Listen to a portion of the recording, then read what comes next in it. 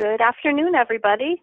I'm Sarah Platt, Child Nutrition Consultant with the Maine Department of Education's Child Nutrition Program, and welcome to our monthly webinar series. Today, we're focusing on standardized recipes and production records. During today's webinar, all attendees have been placed on mute. Feel free to submit a question at any time in the question and answer box on the control panel.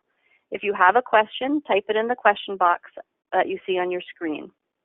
This webinar is being recorded, so you can view it at any time. We'll post it on our website prior to the end of this week. Certificates of attendance will also be emailed once the webinar has concluded. Now let's get started.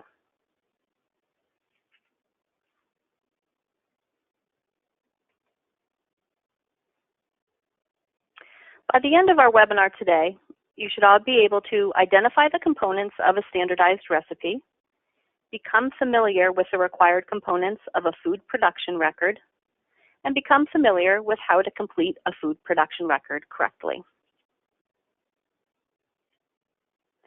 So what is a standardized recipe? It's a recipe that has been tried, adapted, and tried again several times. It produces the same good results and yield every time the recipe is followed.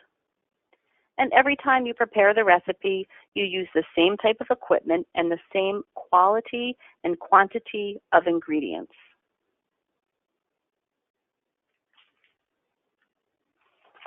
Think about your favorite foods and beverages at your local food service establishment. You expect them to be the same every time you order them. You can thank a standardized recipe for this. There are three major areas of your food service operation that are impacted when standardized recipes are followed. So for school nutrition programs that need to watch their food costs, strive to make their customers happy, and want to follow the meal pattern guidelines, standardized recipes can help.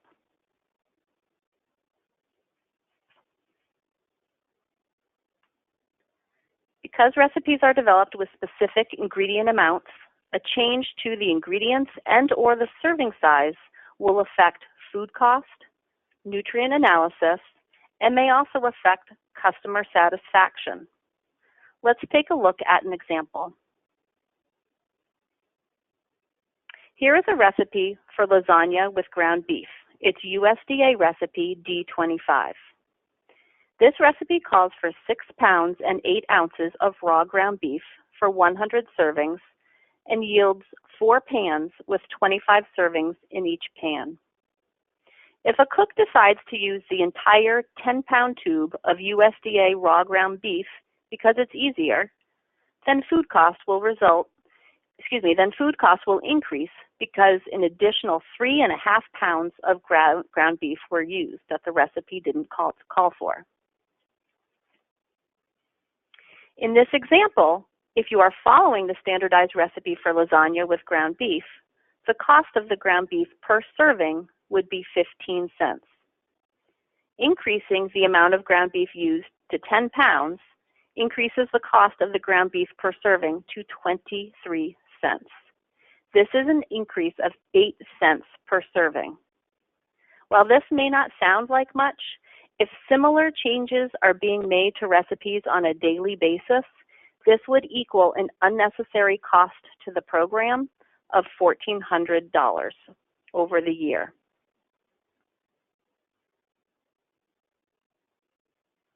Now let's look at the cost per serving of ground beef if the correct amount is used, as specified in the recipe, but instead each pan is cut for 20 servings instead of 25 as stated in the recipe. The cost of the ground beef per serving when the pan is cut 5 by 5 for 25 servings is 15 cents per serving. When the pan is cut to yield a larger serving size, 20 servings per pan, the cost of the ground beef per serving increases to 19 cents. Again, this may not seem like much money, but if similar practices occur daily over the school year, this would cost the program an extra $700.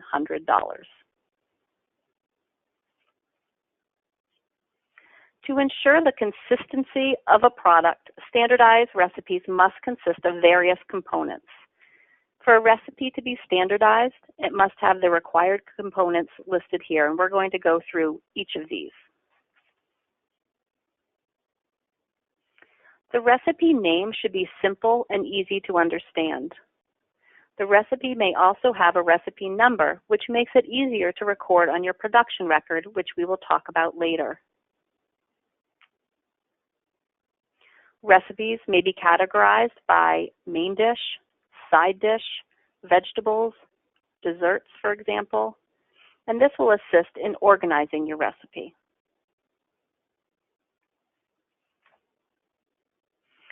The ingredients in the recipe should clearly identify the products to be used. They should be listed in the order of use, indicate the product type or form, such as raw, frozen, or canned, and they should include preparation information, such as sliced, diced, or quartered.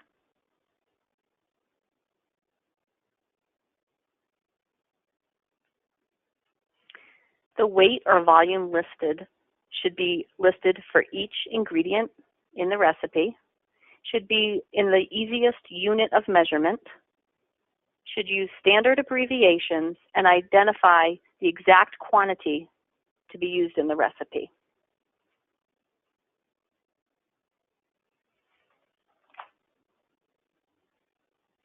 The directions should be very specific, and they should be listed in the order of preparation. Directions should also include any cooking time and temperature if the item you're preparing requires cooking, as well as any food safety guidelines.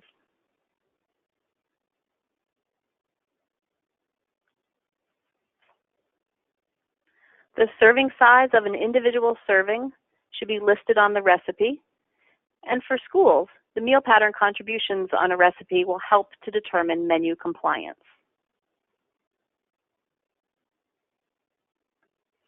The recipe yield is the amount of food that the recipe produces, and this should be identified by listing the total servings. So for example, 50 servings on our lasagna recipe, as well as total weight or volume. So for the recipe sample we have in front of us here, this would be 2 steam table pans and a 22 pounds, 12 ounces.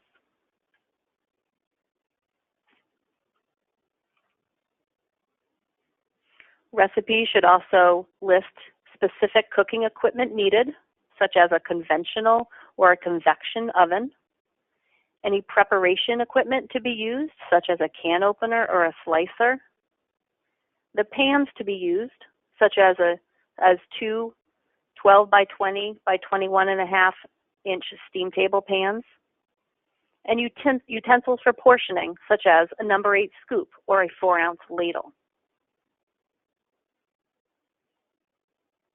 A written standardized recipe must be available whenever there is more than one ingredient in the recipe. So for example, a sun butter and jelly sandwich. This is an example of a standardized recipe for a sun butter and jelly sandwich. Notice that all of the ingredients are listed in the recipe. We have bread, sun butter, and jelly. Now you might be thinking, who doesn't know how to make a sun butter and jelly sandwich? But by following this standardized recipe every time the sandwich is made, you know that the same amount of ingredients are used and the sandwich will provide the correct meal components every single time it's made following this recipe. Recipes may also be written for items that contain a variety within a food group. For example, a fresh fruit recipe, or a salad bar recipe, or a milk recipe.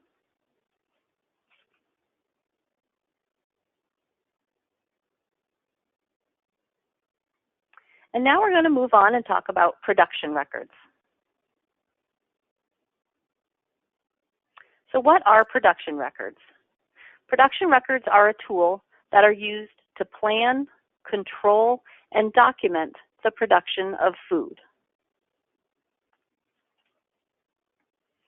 Keeping production records are a federal requirement for all schools that participate in a federally funded nutrition program, including the school breakfast program, the National School Lunch Program, and the after-school snack program. They support the claim for reimbursement by documenting that the meals planned and served meet the meal pattern requirements.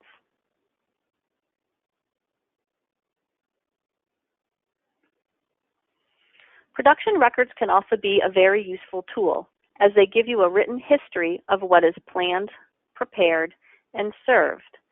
Based on this history, you can more accurately determine how much food to prepare the next time.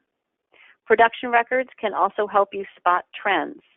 For example, perhaps you notice your meal counts dropping for your comfort food options when it's spring and the weather is warming up.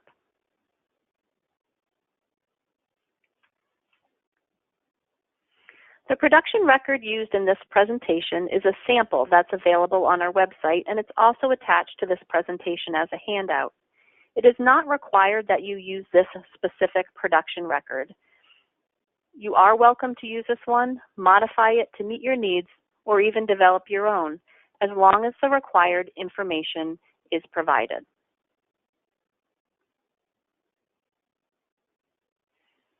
Let's review the requirements of a food production record. Keep in mind that these sections can be pre-filled with certain information, such as site information, the planned menu for the day, and the planned number of servings. So using the sample production record, this section is where you would complete the site information, including the date of meal service, the name of the site, the grades served at this site, such as K through 5, 6 through 8, or 9 through 12, or any grade overlap, whether or not the site participates in offer versus serve, and the menu and the meal, meaning breakfast or lunch. All of this can be completed prior to meal service time.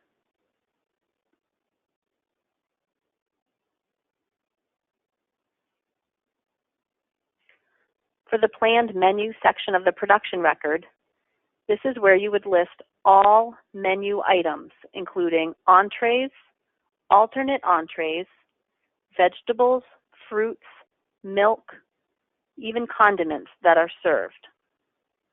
Every single item offered with that meal must be recorded on the production record.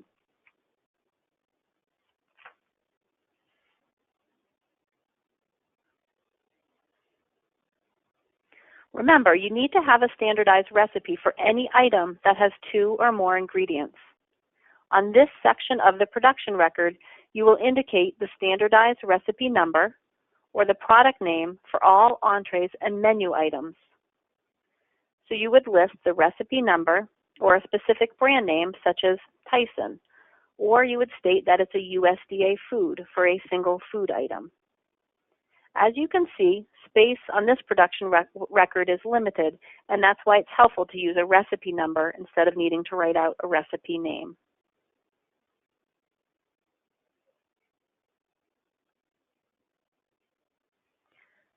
Again, this section can be pre-filled before service with the planned portion size for all foods listed. The serving size for milk, fruits, and vegetables is listed in cups. Single items would be listed as each, or one slice, or one sandwich, and they would be supported by a recipe, specifics in the recipe for how each sandwich or what the weight of each slice would be. And for condiments, a typical serving size amount would be about 2 tablespoons, or you might write in PC if you're using PC packets.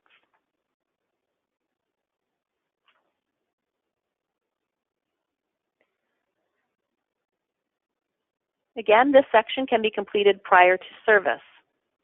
You will forecast the number of entrees or menu items for the meal service, and the amount to prepare section would be completed based on total amount or total volume. Take into consideration if your school follows offer versus serve, as some children will not take everything offered. For example, at a K through 5 school, the serving size of broccoli might be 3/4 cup if that's the only vegetable being offered that day. But with offer versus serve, a student may decline the broccoli altogether, or they may ask for a smaller half-cup serving.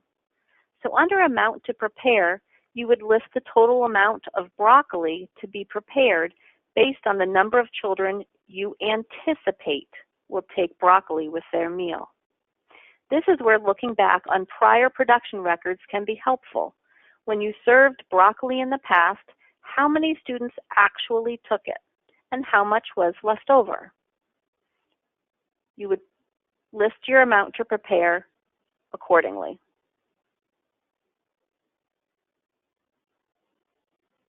The component contribution section is where you document how each item contributes to the meal pattern components. Keep in mind, this is not the same as serving size. So for example, the serving size of lasagna on your production record would be 1 piece, which according to the recipe was 1 5x5 piece. The component contribution is 2 ounces of meat alternate. We do not count the lasagna noodles as contributing toward the grain for this recipe because the ingredients listed were not whole grain rich.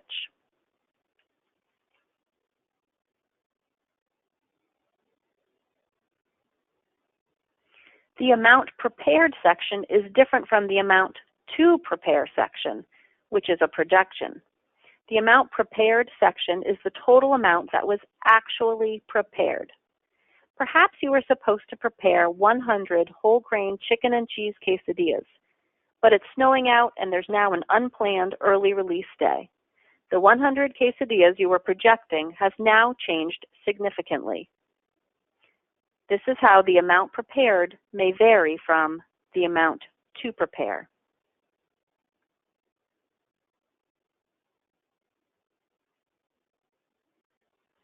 The remaining sections of the production record are completed throughout or after service.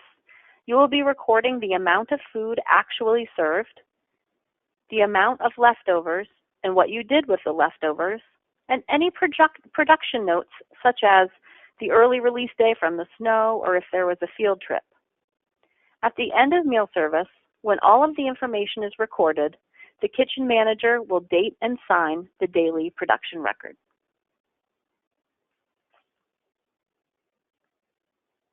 Monitoring the amount of leftovers will help staff project the amount next time.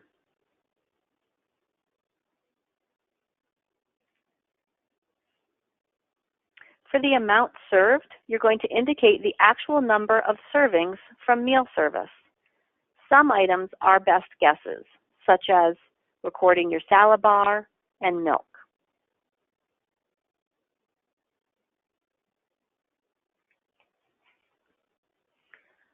While it is a requirement that you take and record food temperatures, it is not a requirement that they be recorded on the production record. Some prefer to keep a separate food temperature log. However, on this sample record, there is space for recording food temperatures after cook, at the start of service, and at the end of service. You should complete this section throughout service to ensure that all HACCP guidelines are followed.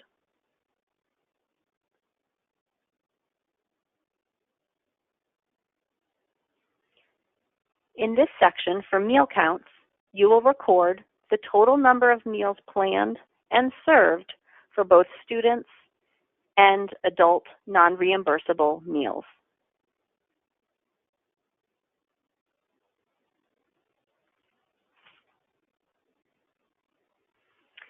I'd like to make a quick note about substitutions. If a green salad with romaine lettuce is on the menu, but romaine is not available, it's best practice to substitute within the same vegetable subgroups. In this example, romaine was crossed out, broccoli, also from the same dark green vegetable subgroup, was substituted, and a note was made in the comment section of the production record as to what the change was.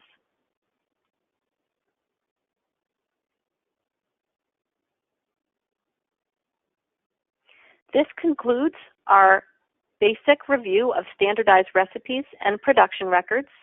I would like to thank you for your time today, And I would also like to encourage you to attend our upcoming webinars. We have a webinar on the Paid Lunch Equity Tool, which we are still awaiting for USDA to release. That will be on May 22nd at 1:30. And we also have end of the year wrap up with Walter Beasley on June 12th at 1:30 as well. I'm going to take a moment to see if there were any questions submitted.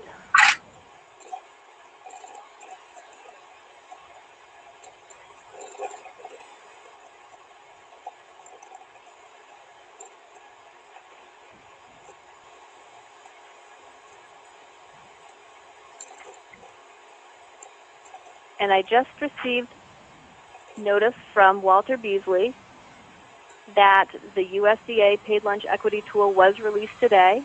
Once we get the final copy of that, we will be putting it on our website and sending out notice on the listserv as well.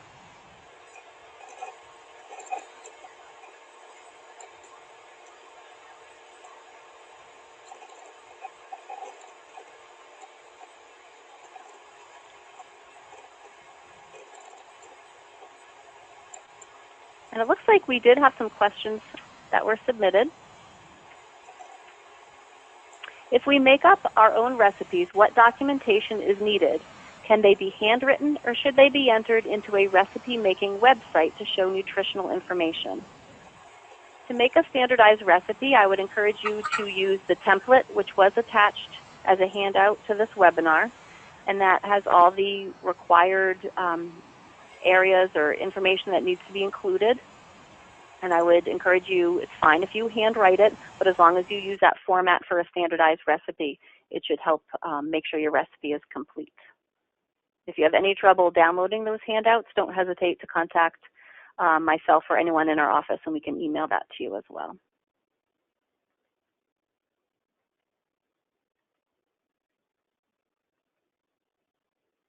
It looks like that's all we've received for questions at this time. Again, I thank you for your time and attention this afternoon. If you do have any further questions, don't hesitate to contact me or anyone in our office, and we look forward to seeing you on our May webinar about the Paid Lunch Equity Tool.